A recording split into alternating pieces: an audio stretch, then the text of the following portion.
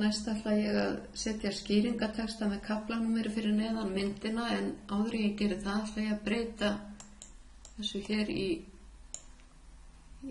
töflunet. Þá fer ég hér í Insert, Table, Convert Text to Table og það er haka hér við Tabs.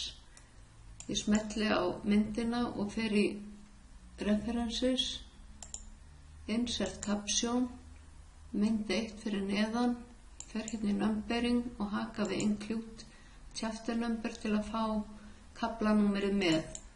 Þetta er mynd 1 í kafla 2 fyrir neðan myndina og ég skrifa textan og það er Edvin Aldrin á tunglinu.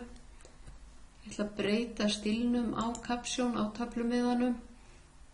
Ég fer í Home, við öruna niður, hér finn ég Caption, ég fer í Modify, Format Paragraph, ég ætla að velja 6 punkta á eftir og 6 punkta á undan.